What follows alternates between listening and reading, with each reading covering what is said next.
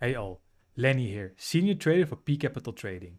Today I'll be sharing my trades and my thought process behind it. I had 3 stocks on my watch list today for a potential long. The first one was AMD. It gapped up. Same with Microsoft. It gapped up as well. And FRO. It also gapped up. I had reason to believe that maybe if the market opens 9:30 US market time, that there were going to be another move up. However, we're always going to read the price action candle for candle, bar for bar, as soon as the market opens to see if we get actually the intraday confirmation for another move up. Let's begin with FRO. What happens? First candle, first minute, we see a green candle. However, the second candle, we see only 20,000 shares traded, more or less 22,000 traded. Instantly, I was no longer interested in it. I would like to see more liquidity and more volume. Then there was Microsoft. Microsoft gapped up, and as soon as the market opened, we see first a red candle. Okay, could be some profit taking, could still be interesting for an opening range scalper as I am. However, the second minute, the price action comes up and it comes down again. For really a trade within the first couple of minutes, at that point, I was no longer interested. Let's take a look at AMD. What do we see in AMD?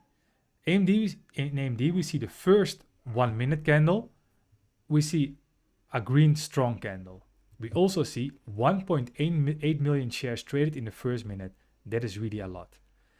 Now let's do some price action reading, candle for candle, bar for bar. Something that I find crucial in my trading. The second candle, we see an hammer. We see the setting pressure. However, in the context, market opens low of the day is here. It moves up. It could also be just like a normal, regular, healthy pullback. The third minute, again, is a strong candle. So in the context, what I try to say, it's not really per se a weak candle. The third candle, it's again a strong candle. You see the hammer, you see the buying pressure, and it's closest green. Fourth candle is again a strong candle. The fifth candle, you could argue it's a red candle. However, in the context up, it can also be like a normal, healthy pullback candle.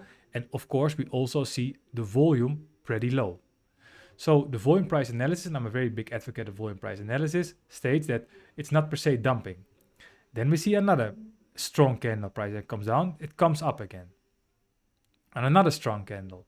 So until this point, we only see like strong candles in its context. Then we see 1, 2, 3 red candles. However, these 3 red candles, again, a relative low volume. And we see buying pressure on the bottom side. At this point, this candle opens, it comes out, it comes up again. So I see another strong candle. At this point, I already made multiple entries. I entered here for the 1 minute ORB, for the 2 minute ORB, got stopped out, I entered again. And here, after this rejection, I entered again. I see like 3 rejection from the bottom side. Considering everything else, I felt it was good for a long.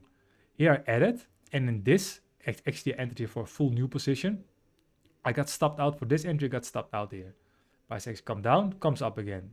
Price action come down, comes up again on low volume. So it doesn't really feel like there's like a lot of enthusiasm to sell. Price action come down again, comes up. Here we see again the triple confirmation from the bottom. I enter here and I surfed all the way up.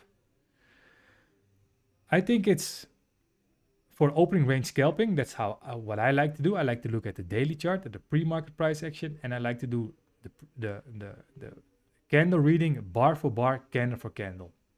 Something else what I think gave me conviction that AMD was very strong was the SPY. And I'll show you the SPY today. When the SPY opened, it made a strong move down. It was pretty weak. However, AMD, considering that the SPY was moving down, it stayed pretty strong. This indicator was like a lot of relative strength for AMD. And I was looking for a long, considering all the variables that we discussed. In case you have any questions about what we discussed, you can just send me an email, and I hope you enjoyed it.